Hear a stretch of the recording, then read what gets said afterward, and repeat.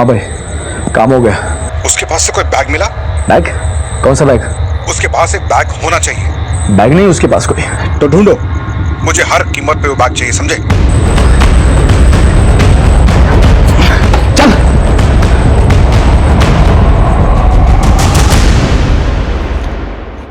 नमस्कार, मैं senior inspector Shivam Chaudhary. कभी कभी हम ढूंढने कुछ और जाते हैं और मिल कुछ और जाता है। मुझे एक ऐसे ही केस याद आता है जब मैं बाराबंकी उत्तर प्रदेश में पोस्टेड था। यह केस शुरू तो हुआ था एक मर्डर से, लेकिन जब हमने अपनी जांच शुरू की तो पता चला कि सिर्फ मर्डर का मामला नहीं, बल्कि सैकड़ों जिंदगियां दांव पर लगी थी।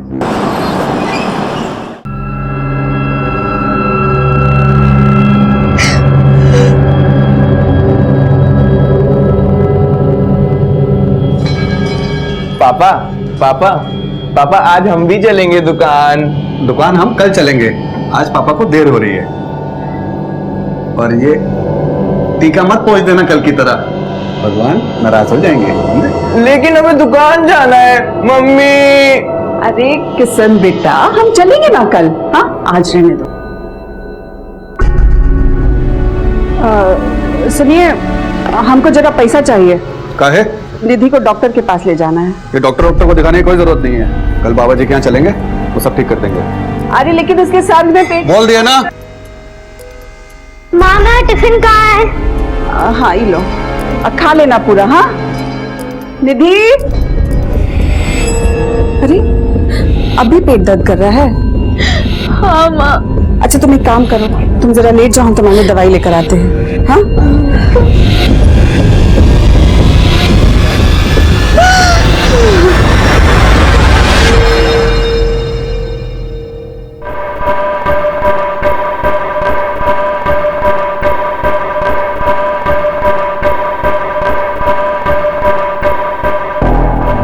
हाँ बाबूजी, हाँ बाबूजी कह रहे हैं ना अगले महीने हम आ जाएंगे दोनों।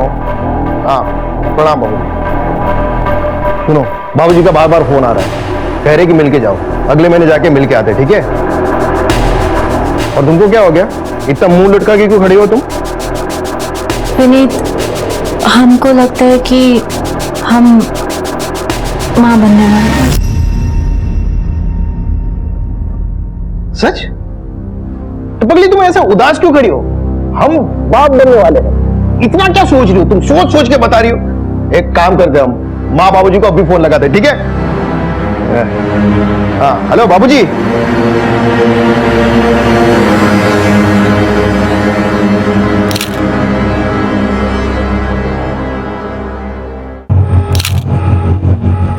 सर, शरीर पे मारपीट का निशान है, निशान गले पर भी है। देख कर लगता है मौत गला घोटने की वजह से हुई है। सर, मैंने आसपास लोगों से पूछताछ कर ली है, लेकिन इस लड़की को कोई नहीं जानता सर। लाश को पोस्टमार्टम के लिए भेजा और आसपास अच्छे से चेक करो, कुछ मिलता है क्या जिससे इसकी पहचान हो सके? सर,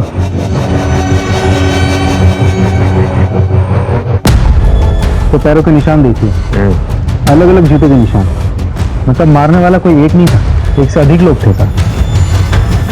वो 4 व्हीलर में लड़की को किडनैप करके लाए होंगे, उसे अंदर ले गए होंगे, उसे मारा होगा और फिर इसी डायरेक्शन में गाड़ी के साथ चले गए होंगे। या फिर लड़की को कहीं से मार के यहाँ लाए होंगे। सुनो इधर आओ, तुम में से किसी ने रात को कोई गाड़ी को यहाँ से आते जाते देखा? सर, रात में गांव के इस तरफ सुनसान रहता है, कौन आता है कौन जाता है किसी को नहीं मालूम पड़ता है। ठीक है, तुम जा सकते हो। राजेश सर, आसपास के गांव में चेक करो, कोई इस लड़की को जानता था क्या? और ये भी पता लगाओ रात में किसी ने कोई गाड़ी को यहाँ आते जाते देखा? Right sir.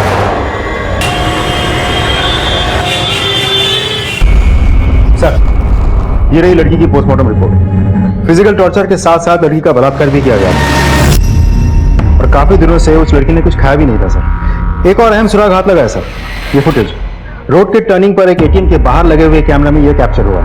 मैं आपको फुटेज दिखाता हूं सर।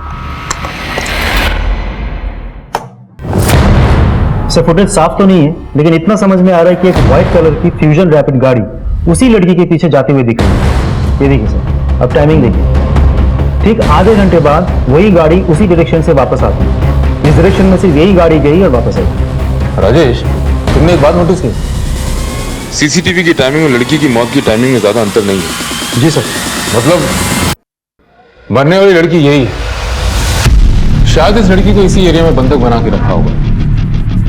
इतने ज्यादा फिजिकल टॉर्चर और भूखे रहने के बाद कोई भी लड़की बहुत दूर तक भाग नहीं सकती। एक काम करो, इस एरिया में व्हाइट कलर की जितनी भी फ्यूजन रैपिड गाड़ियां हैं उनकी डिटेल्स निकलवाओ। आई एम श्योर हत्यारे इसी एरिया में। अच्छा, तुमने एक चीज और नोटिस की,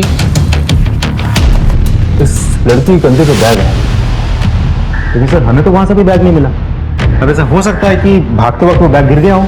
राजेश, तुम एक टीम लेकर जाओ और रोड की टर्निंग से लेकर मर्डर स्पॉट तक पूरे एरिया को अच्छी तरह छान मारो। इस बैग का हमारे लिए मिलना बहुत जरूरी है। शायद इस बैग से हम इस लड़की को आइडेंटिफाई कर सकते हैं, कातिलों तक पहुंच सकते हैं। हाँ, एक और बात, मर्डर स्पॉट पे जो भी टायर के निशान मिले उसे इस एरिया की व्हाइट फ्यूजन रैपिड गाड़ियों से मैच करो। सर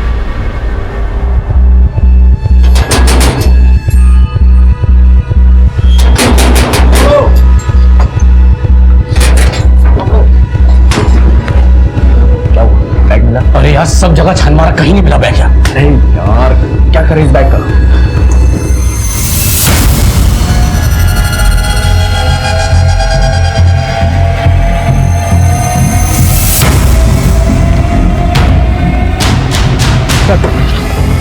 उस एरिया में कुल मिला के 4 सफेद फ्यूजन रैपिड गाड़ियां हैं। सभी गाड़ी के ओनर से मैंने बात कर ली, सब क्लीन और टायर के फिनिश भी मैच नहीं हो रहे थे। राजेश, हो सकता है ये लोग उस लड़की को लेकर जा रहे हैं और मौका देखकर लड़की ने गाड़ी से उतर के भागने की कोशिश की और मजबूरी में इन लोगों ने उसे मार दिया।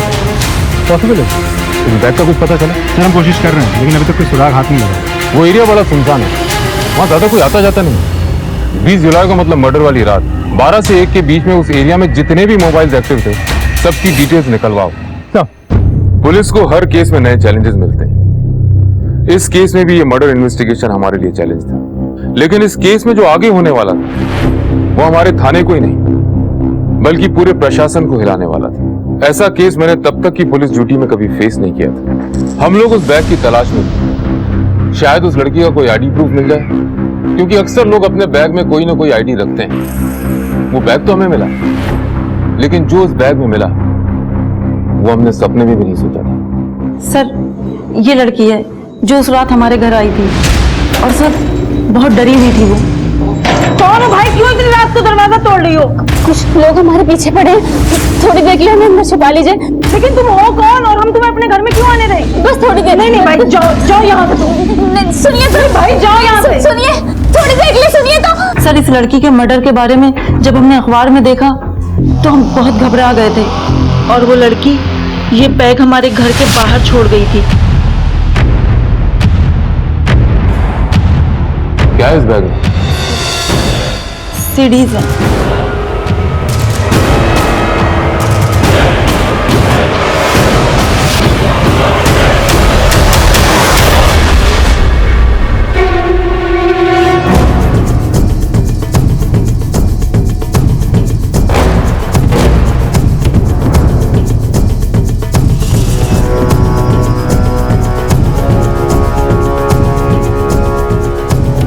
तो ये सीडीज है उस लड़की की खून की वजह।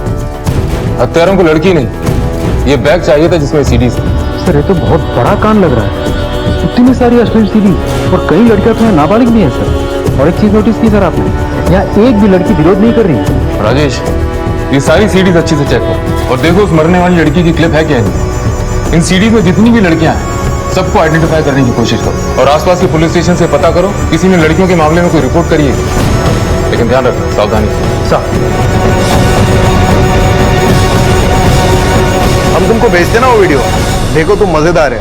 ठीक है, विनीत, हाँ बोलो ना। हमें तुमसे बहुत जरूरी बात करनी है। बोलो।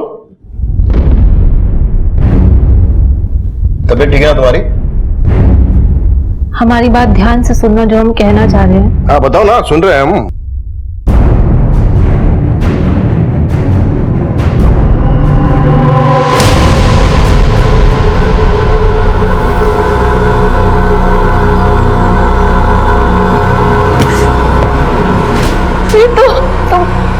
तुमको हमारी बात पे विश्वास नहीं है क्या?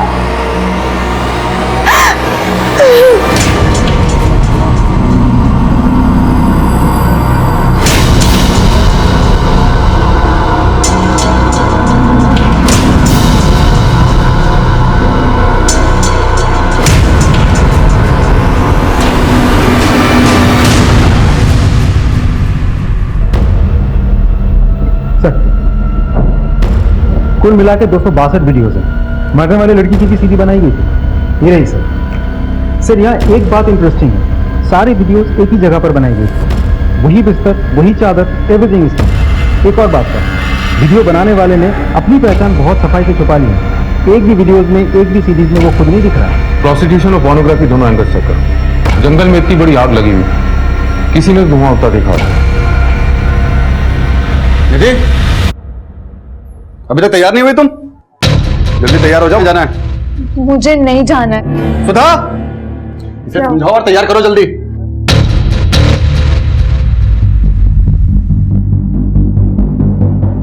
निधि बेटा, तैयार हो जाओ ना। सुधा, हाँ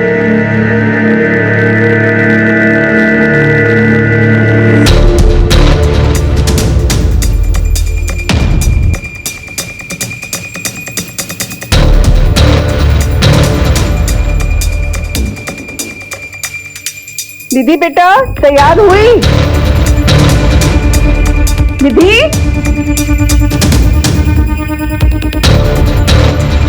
निधि, अरे सुनते हैं? क्या हुआ? क्यों चिल्ला रही हो? निधि कहीं दिख नहीं रही है। उसको हम अभी तैयार होने बोले थे, अब यहाँ वहाँ देख रहे, सब जगह कहीं नहीं मिल रही है। मैं खुद एक बेटी का बाप हूं। किसी दिन वो स्कूल जाने के लिए मना करती है तो मैं सोचता हूं कि वो स्कूल क्यों नहीं जाना चाहती। इस बारे में मैं उससे बात करता हूं।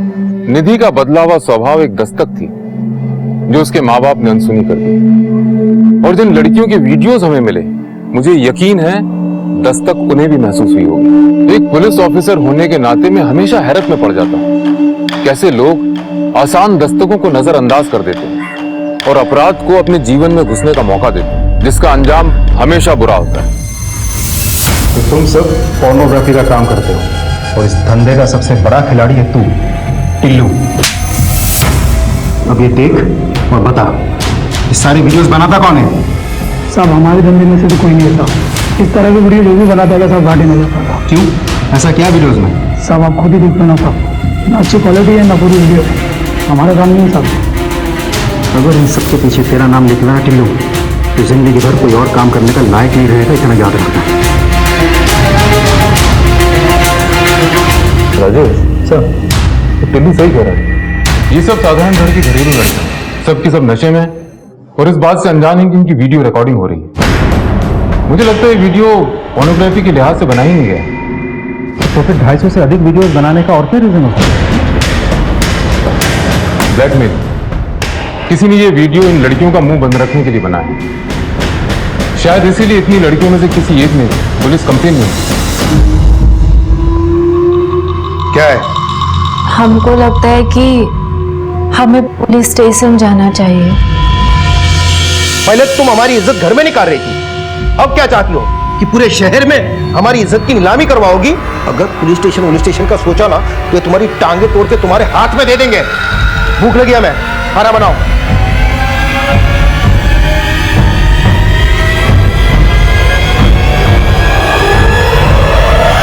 सर जी, उस बाबा ने ही हमारा बलात्कार किया है। कब की बात है? 2 महीने पहले की। और आप आ जा रही हैं? तो क्या करते सर जी? उस बाबा ने हमको धमकी दी थी कि अगर ये बात हम बाहर कहीं बता देंगे तो वो हमारा वीडियो वायरल कर देगा, इंटरनेट में डाल देगा। हम डर गए थे और इसलिए हम चुप बैठ गए। लेकिन सर जी, अब हम चुप नहीं बैठेंगे, हम सबको बताएंगे कि उसी बाबा ने हमारा बलात्कार किया है। लगता है कि हमारे पेट में जो बच्चा है वो भी शायद उसी बाबा का ही है। और हमारे पति, वो तो यकीन करने को ही तैयार नहीं है कि हमारा बलात्कार हुआ है। अच्छा एक बात बताइए, ये पिक्चर्स देखिए। इन फोटोज में जो लड़कियां दिख रही हैं, इनको आश्रम में आपने कभी पहले देखा था? नहीं, हमने नहीं देखा। लेकिन सर जी, ये बात सच है कि हमारा बलात्कार उसी बाबा ने किया है। आप उसे जेल में डाल दीजिए, हम कह रहे हैं उसे जेल में। देखिए किरण जी, जिस बाबा पे आप आरोप लगा रही हैं उसका समाज में बहुत नाम है। हम बिना जांच पड़ताल करे उसे अरेस्ट नहीं कर सकते। आप एक काम कीजिए, बाहर जाकर रिपोर्ट लिखाइए और विश्वास कीजिए कि पुलिस अपनी पूरी कार्रवाई करेगी। आपको अपना मेडिकल टेस्ट भी करवाना होगा।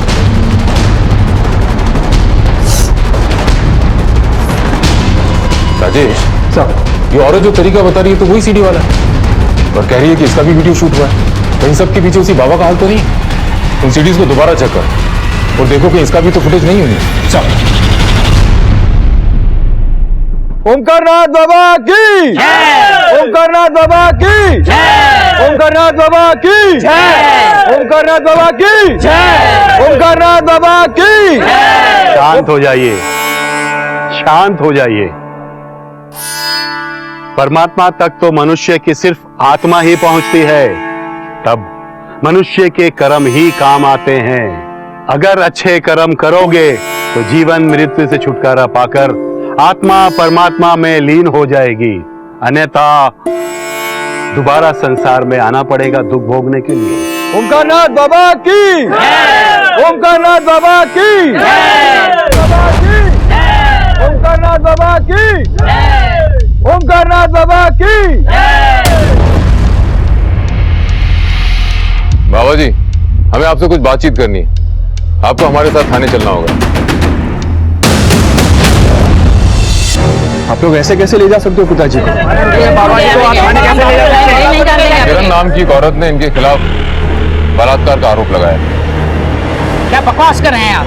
समझ में आ रहा है कि आप किसके बारे में क्या बात कर रहे हैं? देखिए, हमें सब समझ में आ रहा है हम क्या बोल रहे हैं, लेकिन आप शायद भूल रहे हैं आप किससे बात कर रहे हैं। हम आपको महाराज जी को नहीं ले जाने देंगे। शांत हो जाइए, शांत हो जाइए आप सब लोग। इंस्पेक्टर साहब, किसी ने हमारे खिलाफ आपके पास रिपोर्ट लिखवाई और आप हमारे आश्रम चले आए हमसे पूछताछ करने के लिए। बाबा, हमें आपसे सिर्फ पूछताछ करनी है। उम्मीद करते हैं आप कोऑपरेट करेंगे। ठीक। मगर महाराज क्या हम आपको नहीं देंगे। बाबा नहीं है, बाबा निर्दोष है।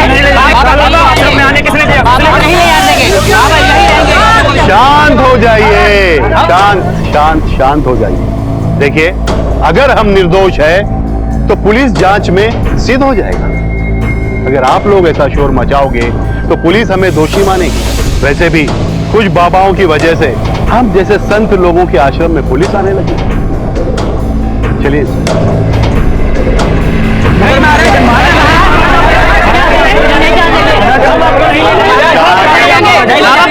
बाबा निर्दोष है।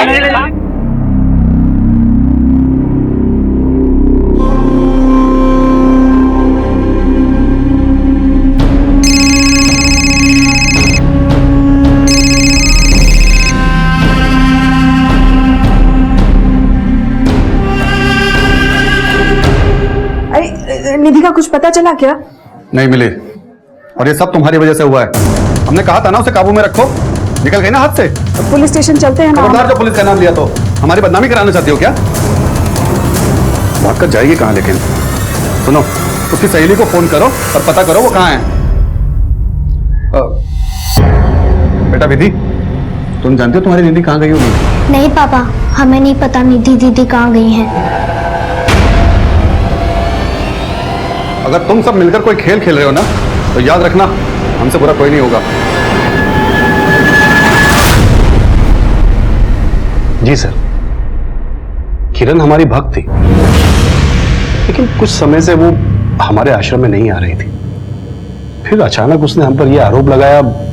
हम कुछ नहीं जानते सर। ये हमारे विरोधियों की चाल है सर, हमारे पिताजी को बदनाम करना चाहते हैं। अभी कुछ 2-3 महीने पहले भी मांस का टुकड़ा फेंककर हमारे आश्रम को बदनाम करने की कोशिश की गई थी सर, जमीन से बहुत संघर्ष करके हम यहाँ तक के पहुंचे हैं। लोग हम पर विश्वास करते हैं। आसपास के इलाके में ऐसा कोई साधु संत नहीं है जिन पर लोग अपना अटूट विश्वास कर सके। हाँ, मुझ पर करते हैं सर। शायद इसीलिए लोग हमारे विरुद्ध षड्यंत्र रचते रहते हैं, और किरण ने जो हम पर आरोप लगाया है, शायद इसी षड्यंत्र का हिस्सा है। आपका कहना है कि आपके विरोधियों के कहने पर किरण ने आपके विरुद्ध बलात्कार का आरोप लगाया? सर, हम ये नहीं जानते कि उसने किसके कहने पर हम पर यह आरोप लगाया है, लेकिन हाँ सर, हम ये जरूर जानते हैं कि जो भी किरण ने हम पर आरोप लगाए हैं वो बिल्कुल गलत। हमने किरण के साथ ऐसी कोई गलत हरकत नहीं की है सर। फिर भी अगर आपको विश्वास नहीं है तो आप हमारा डीएनए टेस्ट करवा सकते हैं। दूध का दूध और पानी का पानी हो जाएगा। अच्छा ओंकार जी, एक बात बताइए, इन तस्वीरों में से आप किसी को पहचानते हैं? इस लड़की की लाश आपके आश्रम से 2 किलोमीटर दूर मिली थी। नहीं सर, हम नहीं जानते।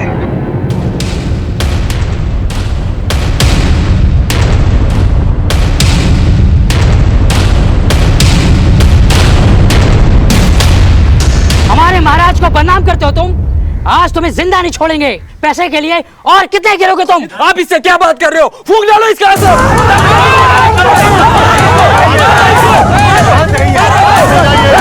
हटो पीछे, पीछे हटो। क्या कर क्या रहे हो आप लोग? क्या यही शिक्षा हमसे मिली है आप लोगों को? मारपीट करना, लड़ाई झगड़ा करना?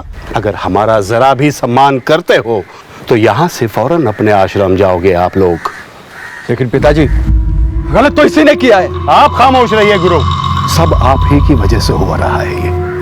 अगर आप चाहते तो इन सब को आश्रम में ही शांत कर चुके होते, लेकिन आपने ऐसा नहीं किया। ओमकार, ये नाटक बंद करो। सब प्रभु की कृपा है। हमारे विरुद्ध जिसने भी तुम्हारे कान भरे, वो जितना बैरी हमारा है उतना ही बैरी तुम्हारा भी है।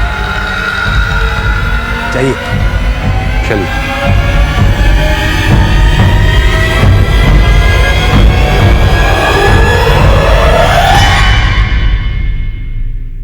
सर, मैंने सारी सीडीज चेक कर ली हैं, लेकिन किरण की फुटेज नहीं मिली। सर, ऐसा भी तो हो सकता है कि ये केस सीडी वाले केस से रिलेटेड हो ही ना। अगर बाबा के विरोधियों की बात को छोड़ दिया जाए तो भी मुझे किरण की रेप थ्योरी पे शुरू से डाउट है। एक तो रेप कितने दिनों तक चुप रहना, फिर उसके बाद ड्रग का एंगल कि उसे कुछ याद नहीं। सर, डीएनए टेस्ट करवाते हैं, खुद ब खुद पता चल जाएगा ये किरण झूठ बोल रही है सच बोल रही है। उस मृत लड़की की आइडेंटिफिकेशन का कुछ पता चला? सर, हम कोशिश कर रहे हैं, लेकिन अभी तक कोई लीड हाथ नहीं लगी। कोशिश नहीं राजेश, मुझे रिजल्ट चाहिए, रिजल्ट। एक एक लड़की की फोटो हर एक पुलिस स्टेशन पे, बस स्टॉप पे, रेलवे स्टेशन पे, मार्केट में पहुंचाओ। At any cost I want a breakthrough. अगर हमें इस मरने वाली लड़की की आइडेंटिफिकेशन नहीं मिल पाई तो हमारे पास कोई रास्ता नहीं बचता इस रैकेट को पकड़ने का। इन लड़कियों और औरतों में से किसी की पहचान होना बहुत जरूरी है। उन मोबाइल डेटा का कुछ पता चला? सर, हम डेटा कलेक्ट कर रहे हैं। हमने अपनी तफ्तीश का दायरा बढ़ा दिया। देश भर की मिसिंग रिपोर्ट से उस मृत लड़की और अन्य लड़कियों की पहचान करने की कोशिश शुरू कर दी।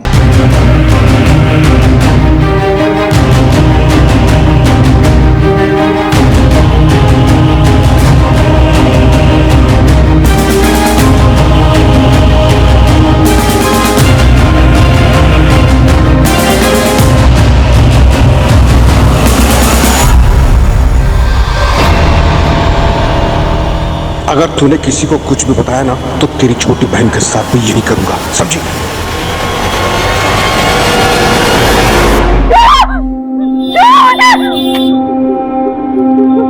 क्या हुआ? रो क्यों रहे आप? मेरे पास बताना, मुझे बता।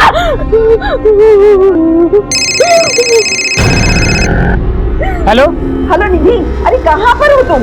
हाँ बहन जी, ये बच्ची यहाँ पर रो रही है। आपकी बेटी है क्या? अरे हाँ हाँ, हमारी ही बेटी है। आप कहाँ से बोल रहे हैं? ये झंडे वाले चौराहे के पास चाय की दुकान पे।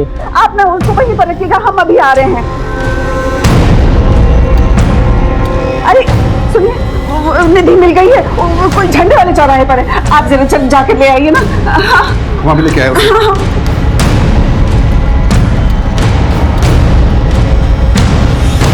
एक तो तुम्हारी लापरवाही की वजह से वो बैग पुलिस के हाथ लग गया और तुम हमें पैसों के लिए फोन कर रहे हो। भाई, जब तुमने हमें उस बैग के बारे में बताया नहीं तो हमको कैसे पता चलेगा उस लड़की के पास कोई बैग था? आइंदा से हमें पैसों के लिए फोन मत करना, समझा? भाई मगर हेलो हेलो। विनीत, हमसे बात तो कीजिए। हमारा क्या कसूर है? हमसे बात तो कीजिए। क्या करें बात तुमसे? हम मना किया था ना मैंने तुमको, कराई ना तुम अपने मन की। विनीत, हम बेकसूर हैं। तुमको मेरी इज्जत का जरा भी ख्याल नहीं आया? हटो। विनीत, हमारी बात तो सुनिए। जी नमस्कार। जी बताइए। मैं गुरु, ओमकार जी का बेटा। तुम्हारी इतनी हिम्मत कि तुम यहाँ तक चले आए? क्या हम अंदर चल के बात कर सकते हैं?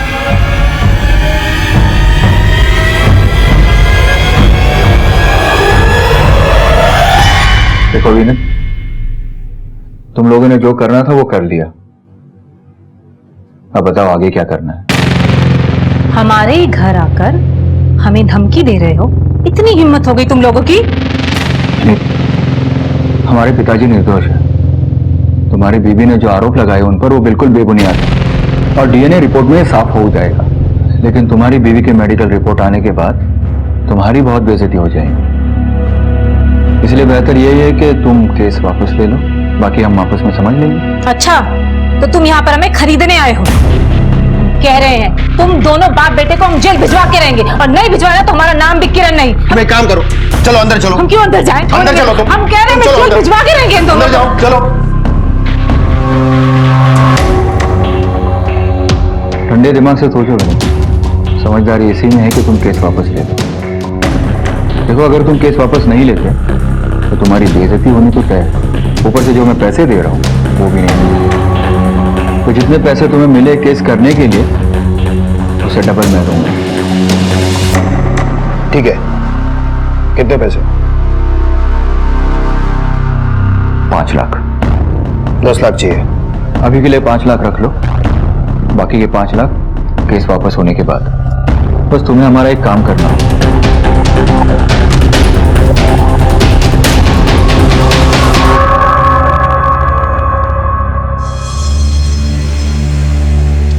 किशन की कलाई पे जो धागा बंधा है उसे निकालकर किसी पेड़ पर बांध, और ये नया धागा उसकी कलाई पे बांध।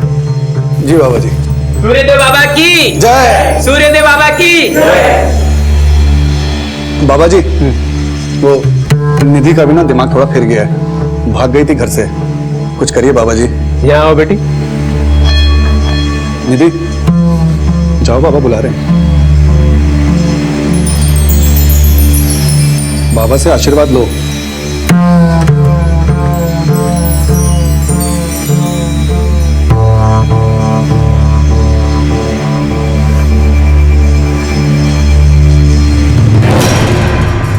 राम बाबू, बुरा साया है तुम्हारी बेटी पे अब तक, जो इसे कष्ट दे रहा है। अगर चिंता की बात नहीं, हम है ना, बस हमारे बताए हुए मार्ग का अनुसरण करो। जो आ गया बाबा जी, आप जैसा कहेंगे हम बिल्कुल वैसा करेंगे। सूर्यदेव बाबा की जय। सूर्यदेव बाबा की जय। सूर्यदेव बाबा की जय। हमसे बहुत बड़ी गलती हो गई जो हमने ओमकार बाबा पर इल्जाम लगाया। ये सब हमने लालच में किया, हमें पैसे मिले थे ये सब करने के लिए। अब हम अपना केस वापस लेना चाहते हैं। कानून का मजाक बना रखा आप लोगों ने। जानते हैं इस काम के लिए आपको जेल भी हो सकती है। सर माफ कर दीजिए, हमें गलती हो गई हमसे। दरअसल हम पैसों की लालच में आ गए थे। एक आदमी घर पे आया था, कहा कि बाबा ओमकार पर आरोप लगाना, पैसे मिलेंगे। तो बस उसकी बातों में आ गए सर। कौन था वो आदमी? पता नहीं सर, नाम नहीं बताया उसने। नमस्कार। नमस्कार। देखिए सर, हमने तो आपको पहले ही कहा था, हमारे पिताजी को बदनाम करने के लिए झूठा केस किया इन लोगों ने। जब इन्हें पैसे मिले झूठा केस करने के लिए तो उन्होंने केस कर दिया, और जब हमने पैसे दिए तो नतीजा आपके सामने ही है सर। देखिए, अगर आप चाहे तो इनके खिलाफ मानहानि का दावा कर सकते हैं। आपको झूठे केस में फंसाने का जुर्म है। नहीं सर, किरण ने अपनी गलती मान ली, हमारे लिए बात यही खत्म हो जाती। जैसी आपकी मर्जी, आप लोग जा सकते हैं, लेकिन आइंदा आपने ऐसा कुछ किया तो जिंदगी भर जेल में सड़ते रहोगे। ओमकार जी, आपका ऐसा कौन सा विरोधी जो आपके पीछे पड़ा हुआ है? बाबा सूर्यदेव। बाबा सूर्यदेव? वो ऐसा क्यों करेंगे? नाम का बाबा है सर, असल में बाबा के भेस में जमीन का दलाल है। पिछले 2 सालों से हमारी एक जमीन की डील में टांग अड़ा रहा है, और शायद इसी वजह से उसने किरण को पैसे दिए और ये सब ड्रामा करने के लिए कहा, ताकि हमारे पिताजी फंस जाए और वो खुद डील कर सके। और सर, अगर आपको यकीन नहीं है तो सुरेश बिल्डर से पूछ लीजिए आप, और अगर फिर भी यकीन नहीं होता सर तो मैं। सर, ये जमीन एक ट्रस्ट की है। 2 साल पहले गुरु जमीन का सौदा करवाने हमारे पास आया था, और सौदा हो भी गया था, मगर कुछ लोग फिर आके यहाँ पर बस गए। अब ना ही कहीं जा रहे हैं और ना ही जमीन को बिकने दे रहे हैं। कौन है ये लोग? सर, ये सूर्यदेव बाबा के भक्त हैं। जब भी जमीन के सौदे की कोशिश होती है, सूर्यदेव बाबा मामले को धार्मिक रूप दे देते हैं। इसी बात को लेकर गुरु और सूर्यदेव में विवाद है।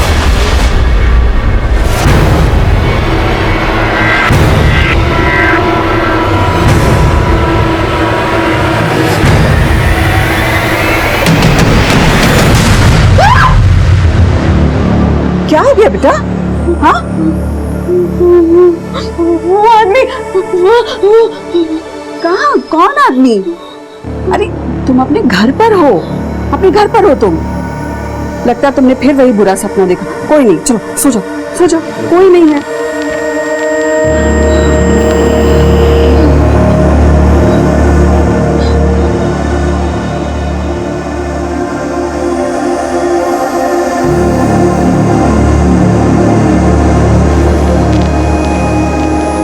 सर गुरु सही कह रहे हैं, जमीन की आपसे रंजिश का मामला है।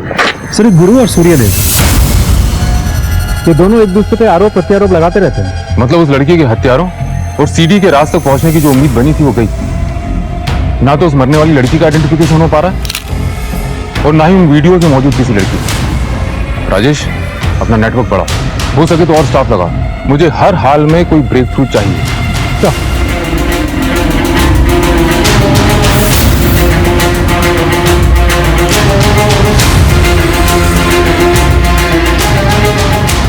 भैया 10 रुपये का साबुन दे दो। सुनो, पहचानते हो इनमें से किसी को? नहीं, इनमें से मैं किसी को नहीं जानता। तुमने देखा इनमें से किसी को?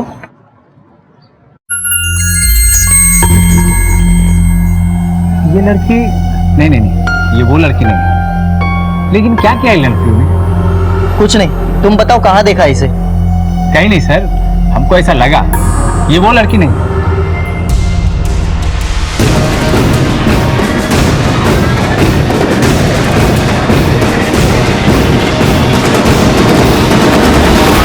राम बाबू, तुम्हारी बेटी निधि को पुलिस ढूंढ रही है क्या? है पुलिस क्या ढूंढेगी उसे? अरे हमको क्या पता, ये पुलिस वाला कुछ लड़कियों का फोटो लेके घूम रहा था बाजार में, तो हम देखें तो उसमें से एक फोटो तुम्हारी बेटी निधि के जैसे लग रही थी।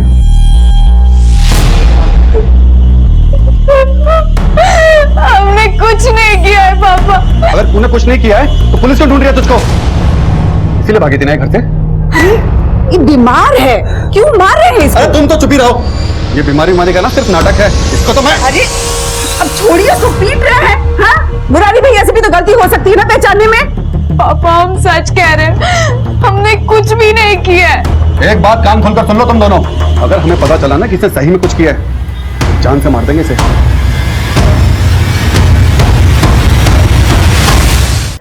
कड़ी से कड़ी जोड़ते हुए बिहार पुलिस की मदद से हम उस लड़की के घर तक पहुंच गए। अभी तो उस लड़की की सिर्फ शिनाख्त हुई थी, हमें यह पता लगाना बाकी था कि उस लड़की का कत्ल किसने किया और वो अश्लील सीडीज उसके पास कैसे आई। 1 साल पहले देखा था उसका चेहरा, जब पैसे कमाने की खातिर घर से बंगाल जा रही थी। गरीबी खा गई हमारी बेटी को साहिब, खा गई। ना वो कमाने की खातिर बाहर जाती और ना उसके साथ कुछ ऐसा होता। मालिनी बंगाल गई थी, फिर वो यहाँ बाराबंकी कैसे? कुछ बताया तुम?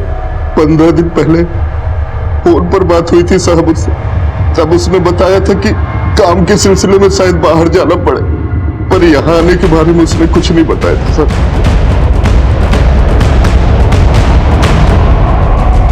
ओम शांति, सदा सुखी।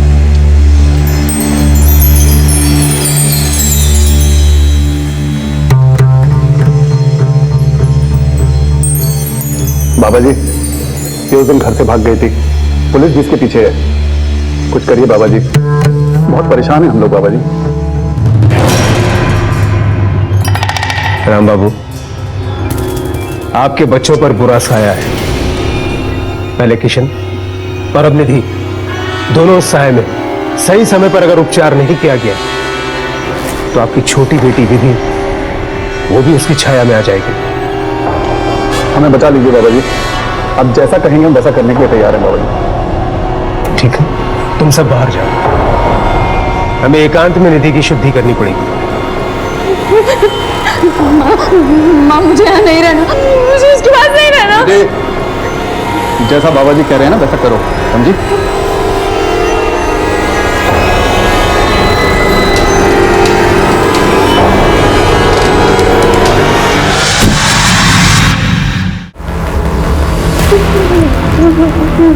मेरे मेरे मेरे पास मत आना। घबराओ नहीं, मैं हूं ना। मैं तुम्हारी मदद करूंगा।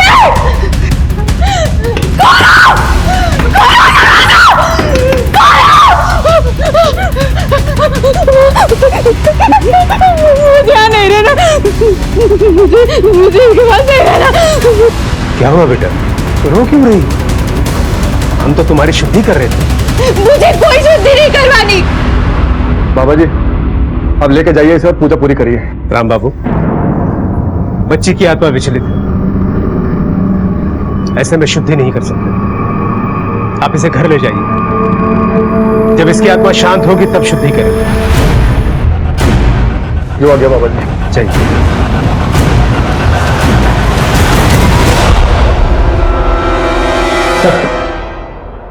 सीरीज में से इन 3 लड़कियों की पहचान कर ली गई है।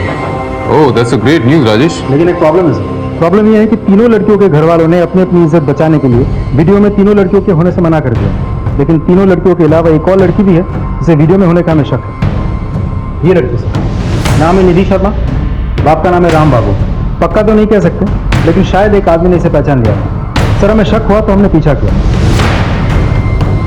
सर लड़की की पहचान को लेकर हम श्योर नहीं थे, मामला भी बहुत सेंसिटिव था, इसलिए ना ही हमने इस लड़की से पूछताछ करी, ना ही इसके घर वालों से। जब हमने अपने सोर्सेस से पता किया तो एक खास बात सामने आई। क्या खास? ये सर इस लड़की के परिवार वाले बहुत ही ज्यादा धार्मिक हैं, इस बाबा के भक्त हैं, अक्सर इनसे मिलने जाते हैं।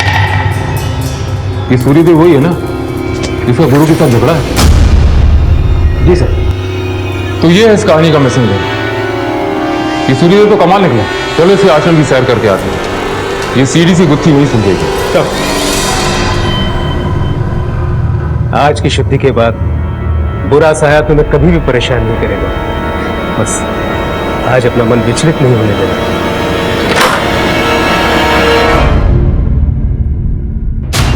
आप लोग यहाँ क्या कर रहे हो?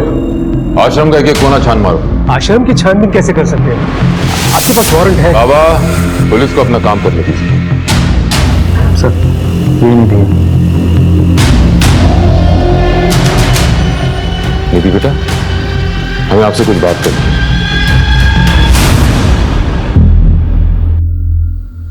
नहीं सर, हम इस लड़की को नहीं जानते। देखो डरने की कोई बात नहीं है, शुरू से बताओ तुम्हारे साथ क्या हुआ। सर हमारे पापा उस बाबा को भगवान मानते थे। उस बाबा का कहा हुआ है हमारे पापा के लिए सब कुछ होता था। हमारा भाई हमेशा से पागल नहीं था सर, लेकिन उसको डॉक्टर के पास ले जाने के बजाय पापा उसे बाबा के पास लेकर गए। पापा को लगता था किसी ने हमारे परिवार पर जादू टोना करके रखा और वो जादू टोना करने के बाद ही ठीक होगा। पापा तो हमें उस बाबा के पास विश्वास करके लेकर गए थे, पर वो कहाँ जानते थे कि हमारे साथ वो। तुम्हें पक्का यकीन है कि यही बाबा तुम्हारे साथ गलत काम करता था? हाँ सर। साहब हमें अगर पता होता कि वो बाबा हमारी बच्ची के साथ ऐसा कुछ करेगा तो हम क्यों लेके जाते वहां पर?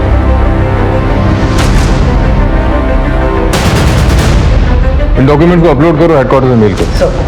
सर मेरे मर्डर वाली लोकेशन की उस रात की सारी एक्टिव मोबाइल नंबर्स की लिस्ट। सर इसमें सूर्यदेव और ओमकार के नंबर्स तो नहीं है, लेकिन एक नंबर है जो हरदोई के किसी हिस्ट्री शीटर अमित डोगरा के नाम का है।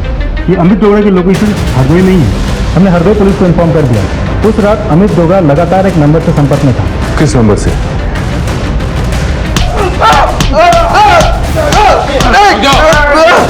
साले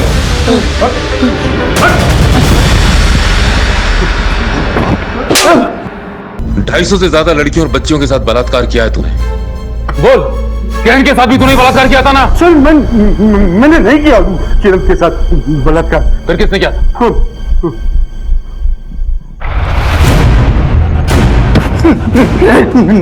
सच बोल। बता दे सर। हमने किसी लड़की के साथ कोई गलत काम नहीं किया था सर। सारी लड़कियों के साथ गलत काम पिताजी करते थे साहब। हम तो बस उनके गलत कामों पर पर्दा डालने का काम करते थे सर।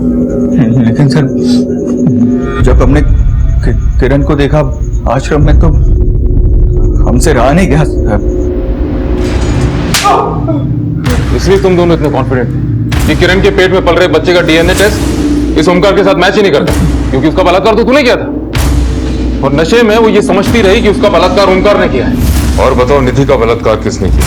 निधि का बलात्कार मैंने किया था सर।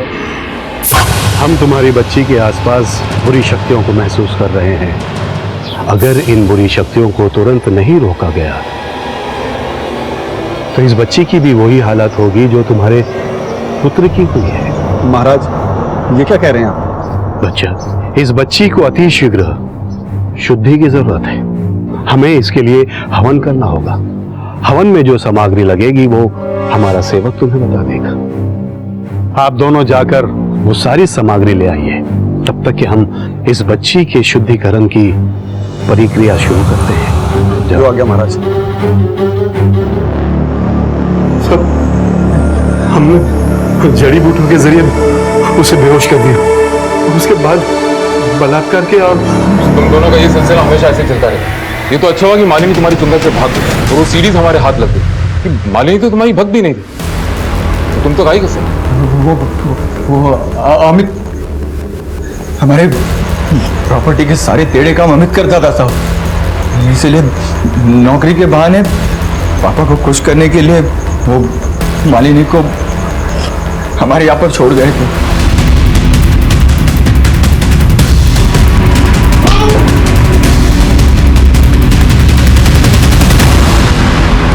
लेकिन मालिनी को मौका मिल गया, वो सारी सीडीज लेकर आश्रम से भाग गई।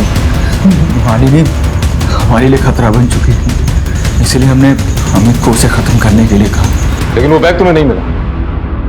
वो बैग कांता के जरिए हम तक पहुंचा। लोग तुम्हारे चरणों में आते हैं ये सोचकर कि तुम उनके दुख दर्द दूर करोगे, और तुम उनकी आस्था का नाजायज फायदा उठाते हो। अब जिंदगी भर जेल की रोटी खाने की आदत डाल लो।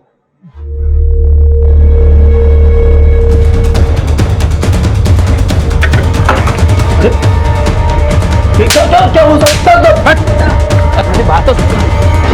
निधि के साथ हुए शारीरिक शोषण को किसी ने महसूस क्यों नहीं किया? और यही बात लागू होती उन 250 लड़कियों पर। ऐसा तो हो ही नहीं सकता कि अपराध ने होने से पहले दस्तक न दी हो। मालिनी अपने परिवार के संपर्क में नहीं थी और परिवार में भी किसी को इस बात की परवाह नहीं थी। नतीजा, उसकी मौत हो गई। निधि का बाप राम बाबू कई दस्तक मिलने के बाद भी चौकन्ना नहीं हुआ, बल्कि दूसरे बाबा के पास ले जाने लगा। उसने अपनी बेटी के दर्द को अनदेखा कर दिया। उसने कभी यह जानने की कोशिश नहीं की कि ओमकार बाबा बंद कमरे में निधि के साथ करता क्या है। दुनिया कहां से कहां पहुंच गई, लेकिन आज भी इस दुनिया में ऐसे लोग हैं जो बाबाओं और तांत्रिकों के चक्कर में पड़े। वो कर्मों के बजाय कर्म कांडों में विश्वास करते। नतीजा, ऐसे बाबा उनका फायदा उठाते। याद रखिए, आपके अंधविश्वास से इन ढोंगी बाबाओं की दुकानें चलती हैं। हर दस्तक को पहचानिए। देखते हैं हमारे आज के एपिसोड की दूसरी कहानी।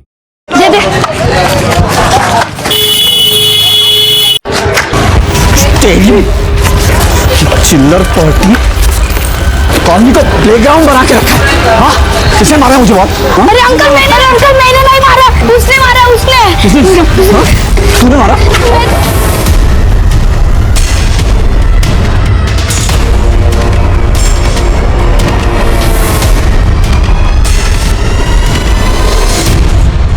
पापा हम चुपचाप खेल रहे थे, वो संजय अंकल आए और बहुत मारा हमें। क्या आपको भी गाली दी? पापा बोला तेरे बाप ने यहाँ प्लेग्राउंड बनाया क्या? आज बताता हूँ उसको कि किसने क्या बनाया। सर फोड़ दूंगा साले का। मेरे बेटे को हाथ लगाने की हिम्मत कैसी की उसने? आज उसका फैसला ही कर देता हूँ। चल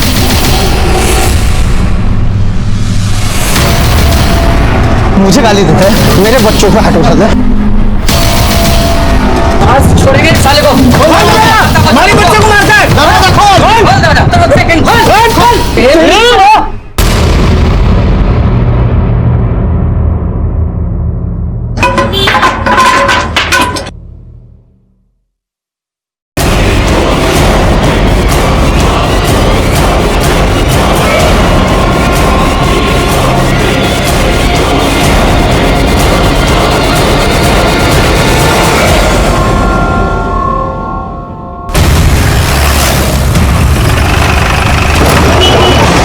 आइए सर, यही आदमी है सर, इसी ने मर्डर किया है सर।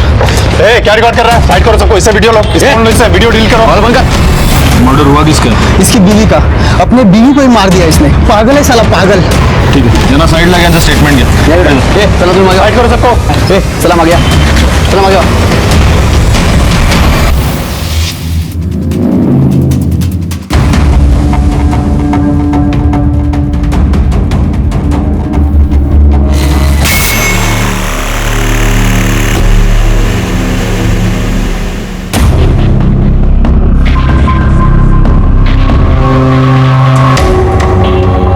ये मर्डर पति और पत्नी के झगड़े का नतीजा है और झगड़े की वजह कुछ भी हो सकती है।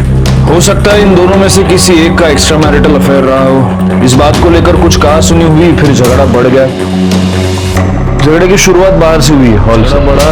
पत्नी ने उससे बचकर भागने की कोशिश की, वो बियर बॉटल उठाई, यहीं पर फोड़ दी और यहाँ पर उसने वो बियर की बॉटल। हो सकता है ये सब हुआ हो और हो सकता है ऐसा ना हुआ हो। इस मर्डर की वजह कुछ और भी हो सकती है।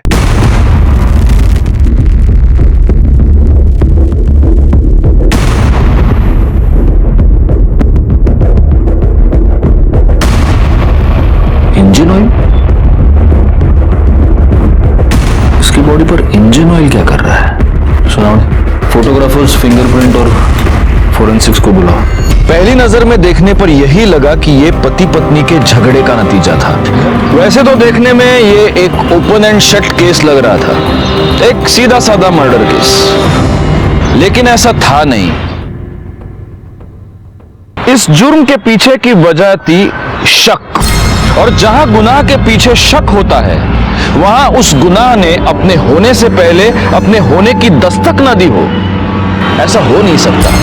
तो इस केस में वो ऐसी कौन सी दस्तक थी जिसे देखकर सुनकर भी नजरअंदाज कर दिया गया? ये जानने के लिए इस केस की गहराई में जाना बहुत जरूरी था।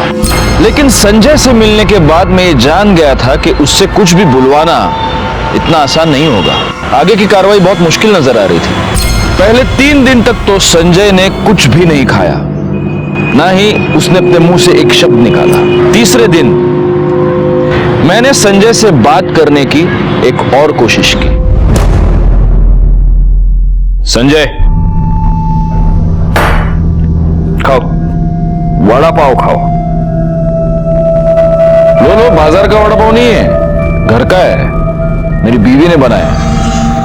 अरे क्या है ना, मेरे को वड़ा पाव बहुत पसंद है और मैं बाहर का वड़ा पाव खाता हूं, फिर वो मेरे को एसिडिटी होती है। तो मेरी बीवी क्या करती है, मेरी बीवी घर पे वड़ा बनाती है। ये वड़ा खा के देखो, इसके टेस्ट से तुमको पता चल जाएगा मेरी बीवी मुझसे कितना प्यार करती है।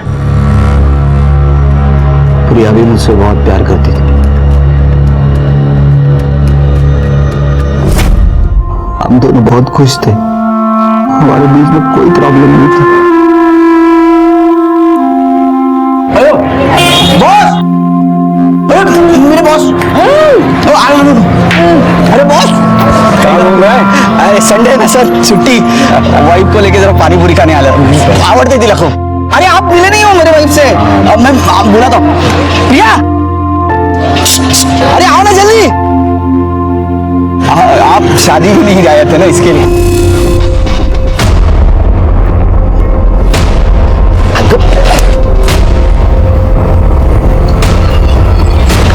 बॉस सर, अरे काय झालं? नाही माहिती मला, म्हटलं तुझी ओळख करून देईन, चले गए। जाऊ द्या ना, अरे गेले, पाणीपुरी खाऊ आपण। हाँ हाँ, गुड मॉर्निंग। अरे संजय, इतना लेट? अरे वो बाइक खराब हो गई थी। बहुत सुबह से 4 बार तुझे पूछ चुके हैं। बॉस क्यों, क्या हुआ? मुझे क्या पता, खुद जाके पूछ ले। मैं कम सर? हाँ संजय, आ जाओ, कम बैठो। अरे बैठो यार, बैठो। सर, कल जो लड़की तुम्हारे साथ थी, तुम्हारी वाइफ थी क्या? हाँ सर, मेरी बीवी है प्रिया। अच्छा अच्छा, तो तुमने लव मैरिज की या अरेंज? लव नहीं सर, अरेंज मैरिज है। शादी से पहले कोई इंक्वायरी की थी या आप सीधा शादी कर ली? क्यों सर, आप क्यों पूछ रहे हैं ऐसा? आप प्रिया को जानते हैं?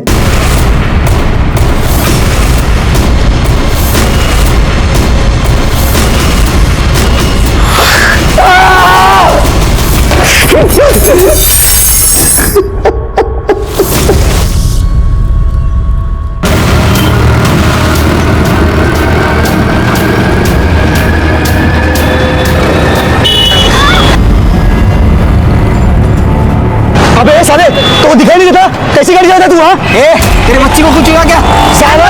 साले तो लोग गाड़ी जाता है। अरे मैंने कहा कुछ नहीं हुआ, गाड़ी जाता है ऊपर से। मारो पिंकी ठीक है, हा काढा पी. अगं हो कडू आहे, पर तू सुबह तक बिल्कुल ठीक हो जाएगी. कहाँ से सीखा प्रिया ये सब? हर मर्ज की दवा इसके पास आई है ना? अरे इसके पास तो कई तरह के नुस्खे हैं, मुझे तो इसने एक दिन में ठीक कर दिया था. भगवान का लाख लाख शुक्र है कि मुझे इतनी अच्छी बहू मिली, वरना आजकल की बहुएं अरे किसी की उनको पड़ी ही नहीं रहती है. क्यों? संजय को अब तक तो आ जाना चाहिए था ना. हो दादा, कभी कभी ऑफिस में ज्यादा काम रहता है ना, तो लेट हो जाता है. आते ही होंगे. नाम लिया और आ गया वो. संजय, संजय क्या हुआ? ये आपको चोट कैसे लगी? खून बह रहा है. संजय मैं फर्स्ट एड बॉक्स लेके आती हूँ. जरूरत नहीं है, मैं कर लूंगा. संजय क्यों इतनी चोटें आई है? संजय क्या हुआ? किसी के साथ झगड़ा हो गया क्या? मैंने कहा ना कुछ नहीं हुआ है मुझे. संजय बस तुमने हिलाओगे बापू. नौटंकी बंद कर, मुझे जरूरत नहीं. मैंने कहा है ना, ये तेरी नौटंकी कहीं और जाके दिखाना. समझ दो. क्यों गुस्सा कर रहा है तू उस पे? बाहर किसी और के साथ तो झगड़ा करके आ रहा है और उसका गुस्सा इस बेचारे में क्यों निकाल रहा है? ये बेचारी है. अब कोई मुझसे बात नहीं करेगा. संजय तुम लोग बात मत करो मुझसे. संजय! ए संजय, संजय क्या हो गया तुझे? हम लोग कुछ पूछ रहे हैं, बात कर रहे हैं तुझसे. मत करो मुझसे बात. कहा ना मैंने? अदिति के साथ बस ये बता रहा हूँ, माँ को लेके जा रहा हूँ हमारे घर. पिंकी की तबीयत खराब है, इसलिए जो करना है वो करो.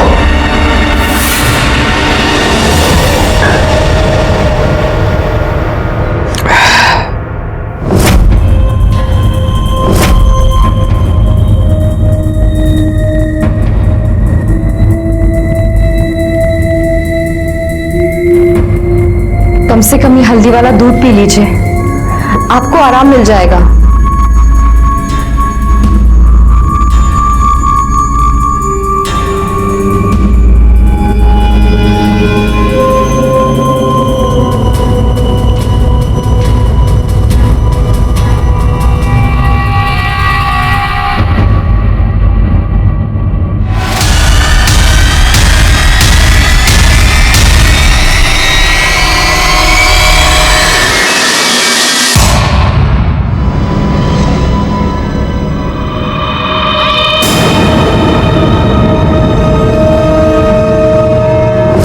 तभी तुमने अपनी बीवी का खून करने की सोच ली, पर कर नहीं पाया. तब नहीं कर पाए तो अब कर दिया. हाँ?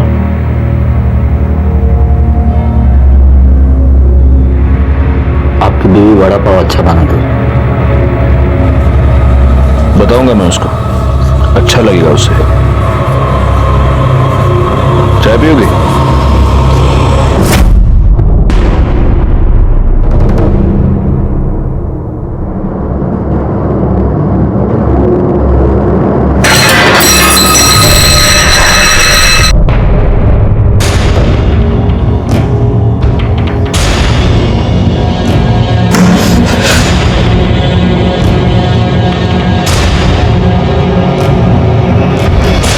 आपको बेवजह मुझ पर भड़क रहे हो.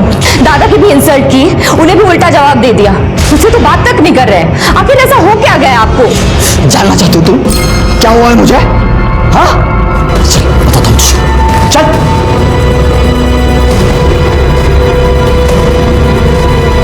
बहुत नाटक कर दिया ना, सब बताता हूँ तुझे. चल. यही है ना वो? हाँ इसे बताइए जो आपने मुझे बताया था. और तू तो पहचानती है नहीं. ये मेरे गुस्सा होने की वजह जानना चाहती है.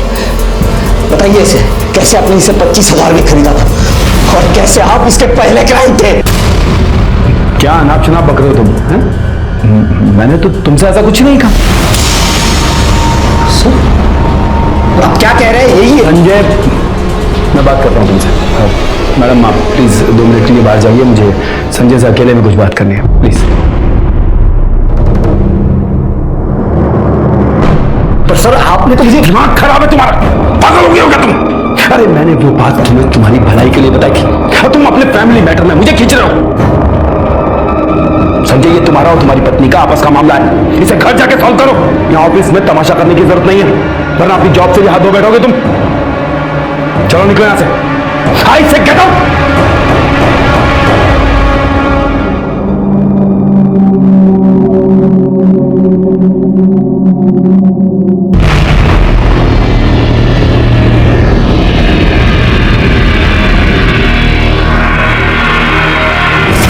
संजय जो तुम्हारे बॉस ने तुम्हें बताया वो तुमने अपनी बीवी को बताया नहीं? नहीं सर, उसे क्या बता दो? संजय तुम्हें कभी ऐसा नहीं लगा कि शायद तुम्हारा बॉस तुम्हारे साथ झूठ बोल रहा था? शायद उसका कोई हिडन मोटिव था जिसकी वजह से वो तुम्हारे दिमाग में शक डाल रहा था? लगा था सर, मैं बॉस की बातों पर विश्वास नहीं करना चाहता था। न जाने क्यों बॉस की बात मेरे मन में घर कर गई। मैं प्रिया पर शक करने लगा। वो जहां जाती थी उसका मैं पीछा करता था।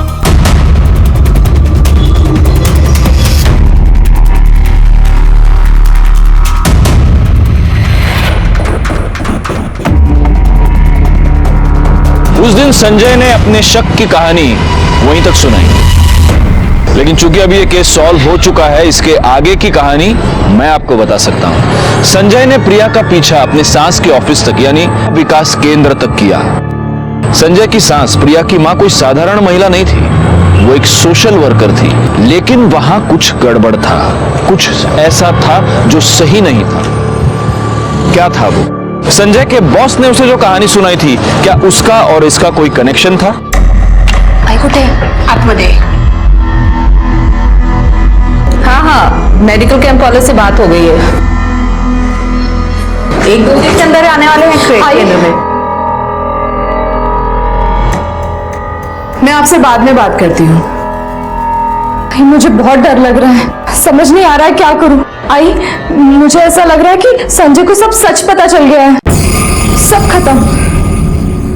तो इतना यकीन से कैसे कह सकती है कि उसे सब पता चल गया है?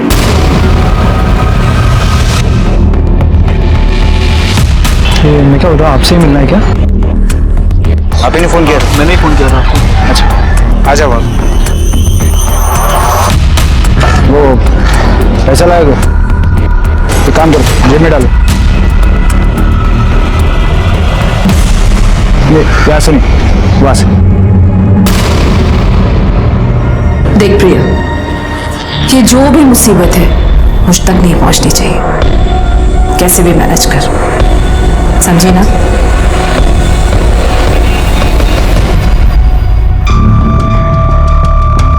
अरे संजय काय झालं? क्यों इतना घाई घाई में मुझे बुलाया? प्रिया को आने दो, सब कुछ बताता हूं।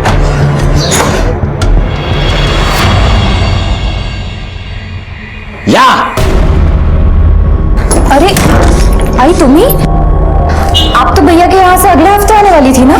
हाँ आने वाली थी, पर इसने कहा कि कुछ जरूरी काम है इसलिए आज ही आ गई। कैसा हो, क्या काम था? आई को क्यों बुला लिया आपने? ये जो सती सावित्री होने का नाटक करती है ना तो उसका भांडा फोड़ने के लिए इसलिए बुलाया माँ को। माँ को भी पता चले ये भोले वाले चेहरे के पीछे सच्चाई क्या है। संजय क्या है ये, क्या बोल रहा है तू? मैं झूठ नहीं बोल रहा हूँ, ये तुम्हारी बहू है ना, धंधा करते धंधा। कितने लोगों के साथ सोई? संजय संजय आपको कुछ गलतफहमी हुई है? कुछ गलतफहमी नहीं हुई है। 3 दिनों से तुम्हारा पीछा कर रहा हूं मैं, 3 दिनों से।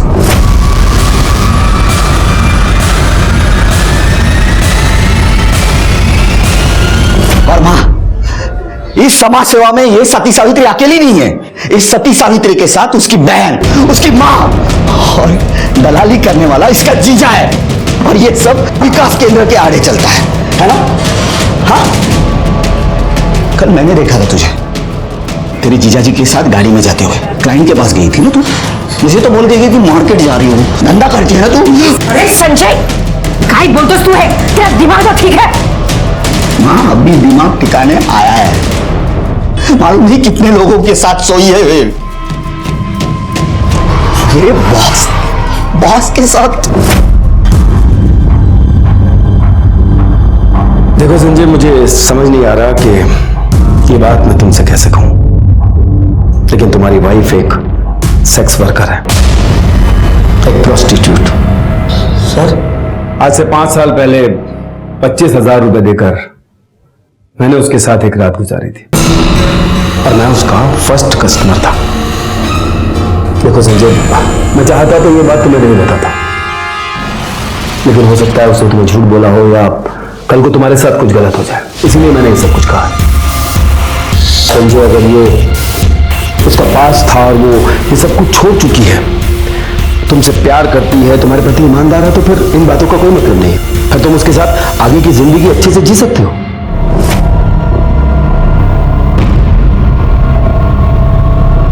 इतना बड़ा धोखा दिया तूने मुझे, मेरे इस घर को अपवित्र कर दिया।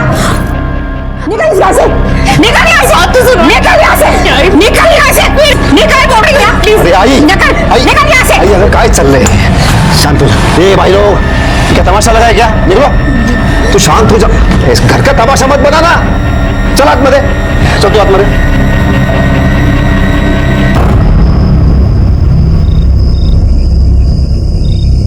संजय, कितनी बार मैंने तेरे को कहा है, मैं गुस्से को थोड़ा काबू में रखा कर। उस दिन भी तो उस मैकेनिक से लड़ गया, क्या जरूरत थी? तू बीच में मत आ। संजय,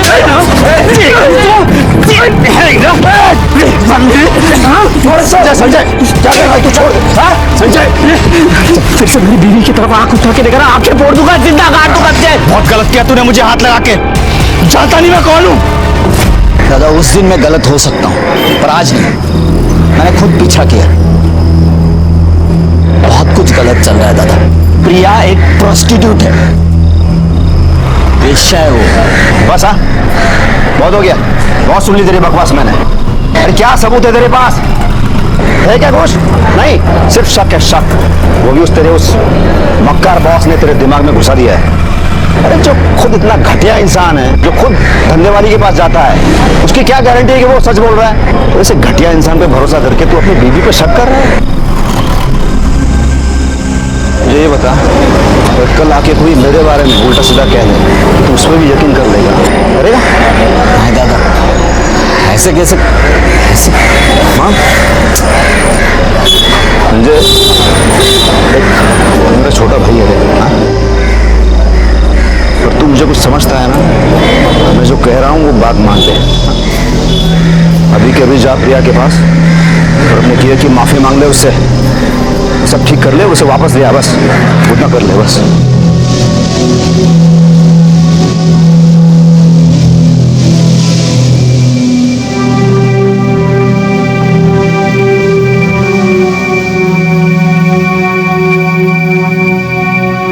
प्रिया, आई एम सॉरी। मुझसे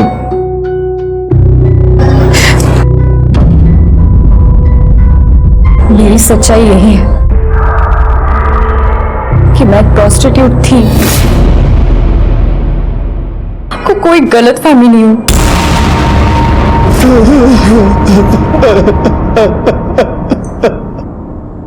संजय, तेरी बीवी ने तुझसे सच बता दिया कि वो प्रोस्टिट्यूट थी और गुस्से में आकर तूने उसे इतनी बेरहमी से मार दिया।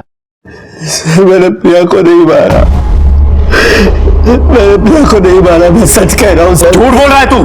मर्डर के बाद तेरी पूरी कॉलोनी ने तुझे खून से लथपथ देखा था और तेरे फोन की लोकेशन भी क्राइम सीन की ही थी। सर, प्रिया मर्डर केस की फॉरेंसिक मुझे बता दिए। संजय, सारे सबूत तुम्हारे खिलाफ हैं।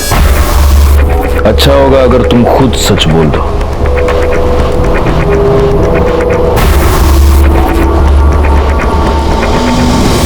सुनावनी है सर।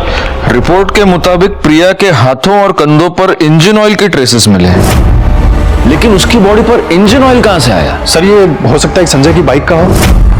और संजय के हाथों से ही प्रिया के हाथों और कंधों पे लग गया। और सर वैसे भी जब हम मर्डर स्पॉट पे गए थे तो संजय के हाथ पहले से ही खून से इतने लथपथ थे, शायद इसीलिए हमने नोटिस ना किया हो। एक काम करो, क्राइम के टाइम संजय ने जो कपड़े पहने थे वो टेस्टिंग के लिए भेज दो। अगर ऑयल वहां से आया है तो संजय के कपड़ों पर जरूर मिलेगा। सब ये संजय तू घबरू को कुछ रहे संजय। देख जब तक मैं हूं ना तुझे कुछ नहीं होगा।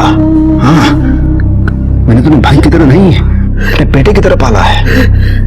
तो देखना मैं कैसे अपने बेटे को यहाँ से जल्द बाहर निकालता हूँ। हाँ चलो चलो मिलने टाइम खत्म हुआ। तुम संजय ये तो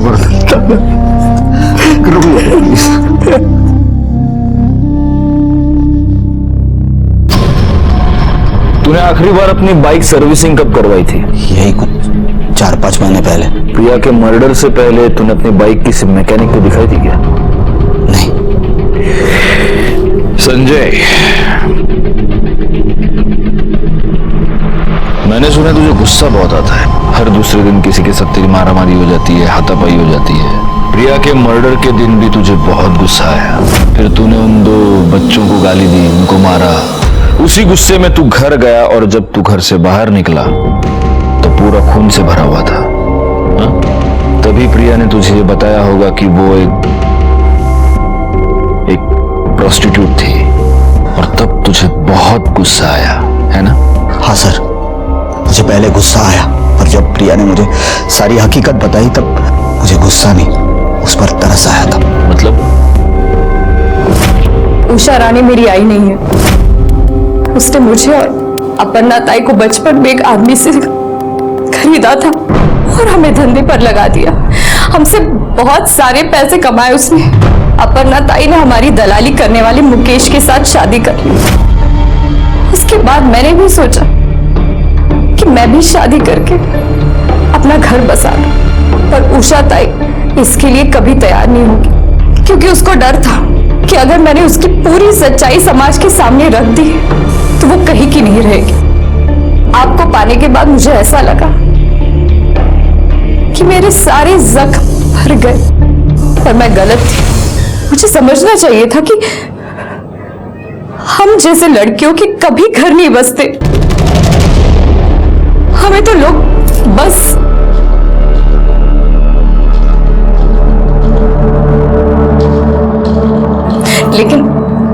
लेकिन आप टेंशन मत लीजिए, मैं आपको छोड़ के चली जाऊंगी बिना किसी तमाशे के। मुझे और कुछ नहीं चाहिए, बस आप खुश रहो।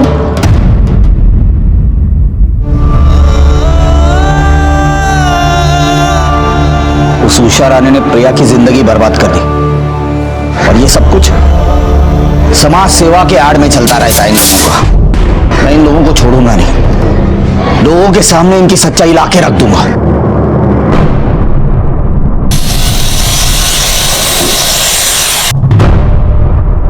चलो ठीक है, मान लेते हैं तेरी बात, लेकिन तू उनकी सच्चाई लोगों के सामने लाएगा कैसे? इस तरह के लोगों की पहुंच बहुत ऊपर तक होती है रे। जो हो गया सो हो गया, भूल जाए ये सब। प्रिया की जिंदगी बर्बाद की इन लोगों ने, और कितनी लड़कियों की ये जिंदगी बर्बाद कर रहे हैं अभी भी। हाँ, ये भी सच बोल रहे हैं, लेकिन उसके लिए हमें कुछ ऐसा करना होगा संजय कि हमारा काम भी हो जाए और उनको पता भी ना चले। हाँ, मतलब अरे वो कैमरा छुपा के करते हैं ना, अरे इलेक्ट्रिशियन की दुकान पे तो होते हैं ना उस तरह के कैमरा, ऐसा कुछ।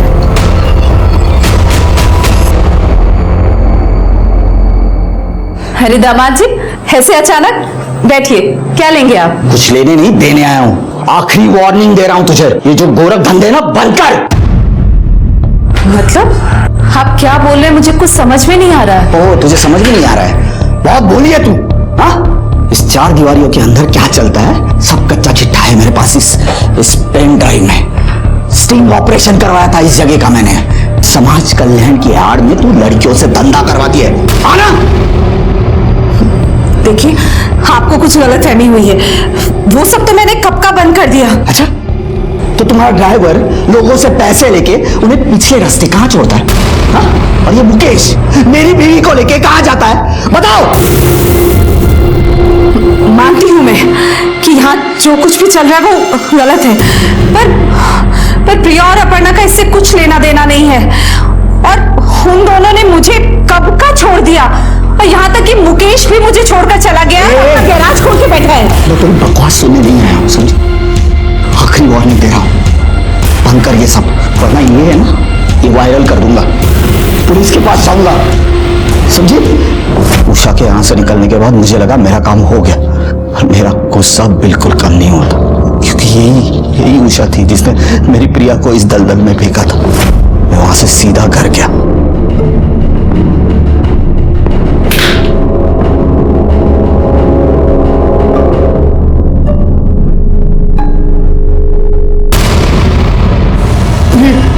प्रिया! विकास केंद्र का तूने स्टिंग ऑपरेशन किया, वो वीडियो पेन ड्राइव कहां है? सर मैंने कोई स्टिंग ऑपरेशन नहीं किया। नहीं किया था क्या मतलब है? तुमने तो पेन ड्राइव दिखा के उषा को धमकी दी थी ना? सर मेरा प्लान था स्टिंग ऑपरेशन करने का, इसलिए मैंने एक दोस्त को मदद के लिए बुलाया, पर लास्ट मोमेंट में उसने मेरी मदद करने से मना कर दिया, तो स्टिंग ऑपरेशन वही रुक गया। पर प्रिया ने मुझे उषा के बारे में सब कुछ बता दिया था, और कैसे भी करके मुझे उषा के ये सब गोरख धंधे बंद करने थे। तो मैं ब्लैंक पेन ड्राइव लेके उषा के पास गया। सर उषा विकास के आड़ में प्रोस्टिट्यूशन का धंधा करती थी, वो नहीं चाहती थी कि उसकी बदनामी हो। सुनाओ सब, ये उषा राणे के कॉल रिकॉर्ड्स निकलवा और प्रिया के मर्डर के दिन उसके मोबाइल की लोकेशन। देखो अगर ये संजय सच कह रहा है तो उषा राणे की सच्चाई दुनिया के सामने लानी पड़ेगी। वो तो नहीं कर पाया, हम करेंगे। तुम टीम रेडी करो सब। गाड़ी पीछे ले, ताले पकड़ उसको।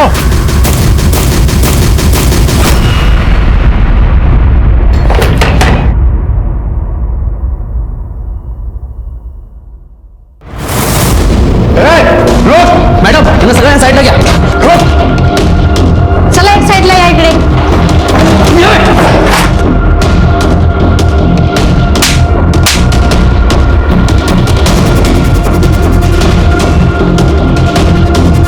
जाओ सबको गाड़ी में, सगळ्यांनी गाडी बसा. चला.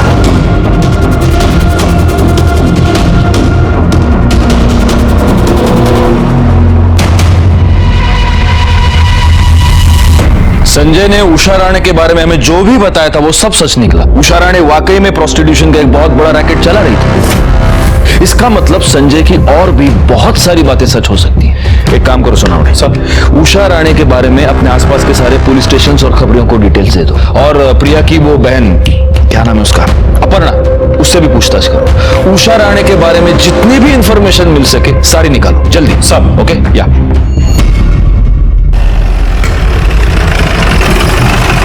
ये उषा ने विकास केंद्र के नाम पे जो प्रोस्टिट्यूशन का धंधा चला के रखा था, इससे तुम्हारा और प्रिया का क्या कनेक्शन है? सिर्फ इतना कि हम दोनों बहनें भी उसके लिए बाकी लड़कियों की तरह कमाई का जरिया थी, और शादी के बाद हमने उसे और उसने हमें छोड़ दिया था। और तुम्हारे पति मुकेश ने? उसने भी वहां से निकलने के बाद उसने एक छोटा सा गैराज खोला और ईमानदारी की 2 रोटियां खाने के लिए दिन रात मेहनत कर रहा है। रिपोर्ट के मुताबिक प्रिया के हाथों और कंधों पर इंजन ऑयल के ट्रेसेस मिले हैं। तुम्हारे पति मुकेश कहाँ मिलेगा भी? पता नहीं, विकास केंद्र में रेड पड़ने के बाद से वो घर नहीं लौटा है। सब सर, उषा और महेश का पता चल गया है। गुड, चलो चलो।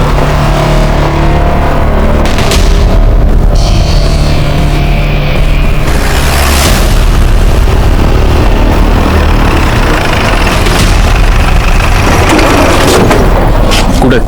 त्याग दिया।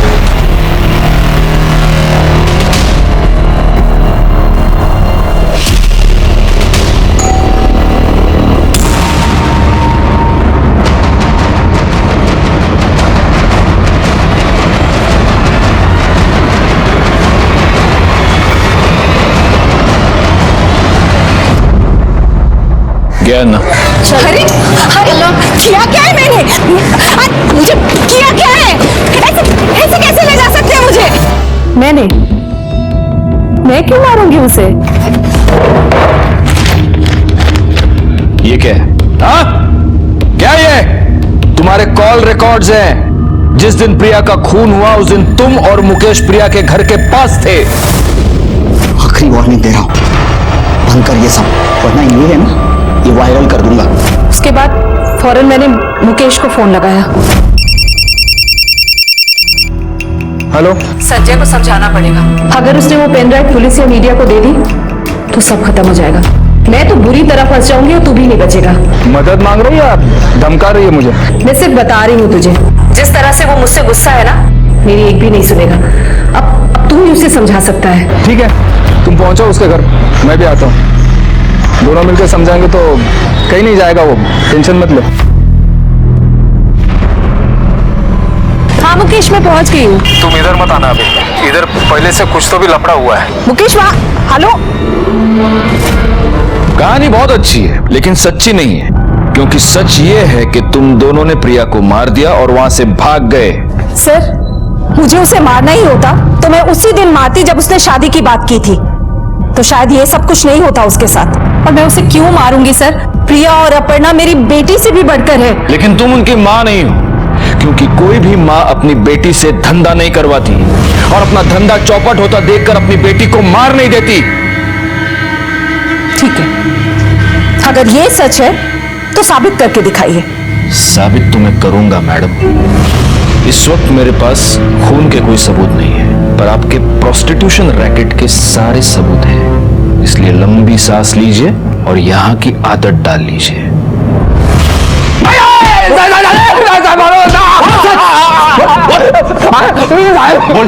अपर्णा से जब से शादी किया है ना, सारे गलत धंधे छोड़ दिया है साहब। मेहनत करता हूँ साहब, ईमानदारी की रोटी खाता हूँ। अच्छा, तो जब प्रिया का खून हुआ तू उस एरिया में क्या कर रहा था? मैं नहीं जाना चाहता था साहब उधर, गैरेज में काम कर रहा था, तो उषा ताई का फोन आया, उसने बुलाया, इसके लिए गया था। लेकिन साहब मैं जब उधर गया तो उधर पहले से ही कोई लफड़ा चालू था। हाँ मुकेश, मैं पहुंच गई हूँ। तुम इधर मत आना अभी, इधर पहले से कुछ तो भी लफड़ा हुआ है। मैं निकल रहा हूँ यहाँ से, तुम भी निकल जाना है। बहुत अच्छी कहानी बना लेता है तू। तू सीधा गैरेज से गया था ना प्रिया को मारने के लिए, तेरे हाथ में इंजन ऑयल लगा हुआ था। प्रिया की बॉडी पे से हमें इंजन ऑयल के दाग मिले हैं। तुझे जैसे ही पता चला कि पुलिस तुझ तक पहुंचने वाली है, तू वहां से भाग गया। मार साले को, मार! मैंने किसी को नहीं मारा है साहब। सर, प्रिया मर्डर केस में हमारा खबरी इंफॉर्मेशन लेकर आया है।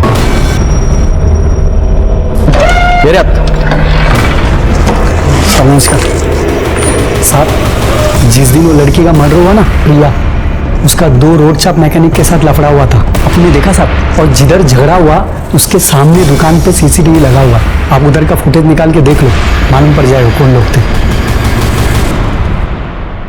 सर, ये देखिए, इन दोनों मैकेनिक्स ने प्रिया के साथ पहले भी छेड़खानी की थी और संजय के साथ हाथापाई भी हुई थी इन दोनों की। और सर, ये देखिए, ये मर्डर के दिन की फुटेज।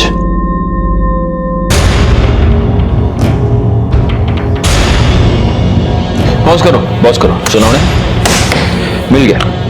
इस केस में हमको लीड मिल गया। ये दोनों इस एरिया के दादा है ना? हाँ सर, पहले भी कई कंप्लेंट्स आ चुके हैं इनके बारे में। प्रिया के मर्डर केस का कनेक्शन मोटर ऑयल से है और ये दोनों मोटर मैकेनिक हैं। उठाओ इन दोनों को। सब क्या साहब, जब मर्जी तब आप उठाकर लेकर लगा। अरे मेरे सामने गला फाड़ के तेरा कोई फायदा नहीं है। नुकसान जो भी बात करना है साफ से करने का। मैं साफ से डरता हूँ क्या? डरता हूँ। अभी जो पूछ रहे हैं ना उसका साफ साफ जवाब दे। प्रिया ने तेरे को थप्पड़ क्यों मारा था? वो साहब, मैं उसको कुछ बोल दिया था। सर बोला था? मतलब साहब मैंने छेड़ा था और वो मेरे को भड़क गई और उसने एक थप्पड़ मार दिया था मेरे को। और इसलिए तेरे को गुस्सा आया, तू उसके पीछे उसके घर तक गया और उसके घर में घुसकर तूने उसका खून किया। नहीं साहब, आज शपथ मैं किसी का खून नहीं किया साहब। अच्छा, ये देख देख देख, उसके पीछे किधर गया तू? वो क्या साहब, मैं ना वो बाइक का टेस्ट ड्राइव करने के लिए गया था। तू पूरे 1 घंटे के बाद अपने गैरेज पे वापस आया। साहब वो क्या है कि बाइक ठीक हो गई थी, तो इसलिए एक बाइक को क्लाइंट के घर पे छोड़ने गया था। तो क्लाइंट को होम डिलीवरी भी देता है क्या?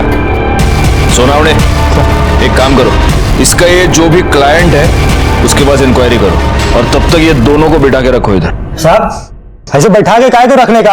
अगर अपन लोग झूठ बोला होगा ना तो वापस उठा के लाना। टाइम खोटी काय को करने का साहब।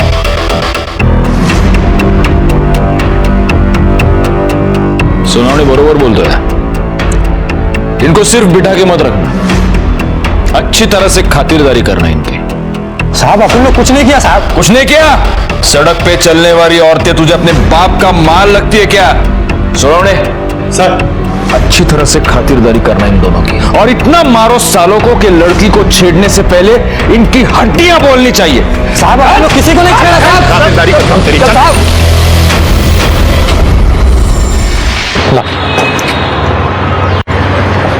सर अच्छे से खातिरदारी की है दोनों की।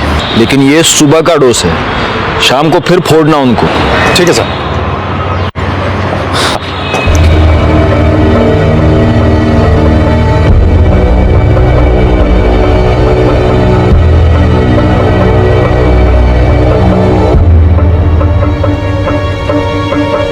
सोनावणे सर, इसको फॉरेंसिक लैब भेज दो और उनसे कहना कि प्रिया के बॉडी पर जो ऑयल मिला वो ऑयल और ये ऑयल, ये मैच होता है क्या देखें। ठीक है सर।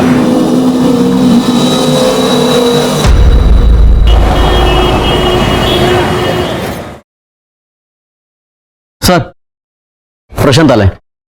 हाँ प्रशांत, आओ। सर मुझे क्यों यहाँ पे बुलाया? आओ बैठो। प्रशांत, मैंने तुमको ये बताने के लिए बुलाया है प्रशांत कि प्रिया के बॉडी पर जो इंजन ऑयल मिला वो इंजन ऑयल और तुम्हारे बाइक का इंजन ऑयल एक दूसरे से मैच होता है। हाँ तो सर इस तरह का ऑयल तो सड़कों पे काफी सारे बाइक्स पे मिलेगा। ये बात तो सही है, लेकिन फिर उन सब लोगों की मोबाइल लोकेशन प्रिया के घर के पास नहीं है मर्डर के वक्त, जो तुम्हारी है। सुनाओ देखो। और ये रहे कॉल रिकॉर्ड्स, ये तुम्हारी कॉल लोकेशन। और तुमने तो अब तक हमको ये बताया नहीं था कि मर्डर के वक्त तुम प्रिया के घर के पास थे। सर मैं एक्चुअली उस जगह पे नहीं था, उसके आसपास था। आसपास थे।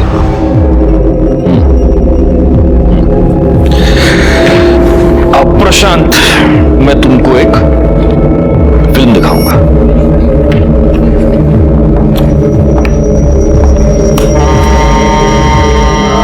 देखो, और ये तुम्हारी एंट्री।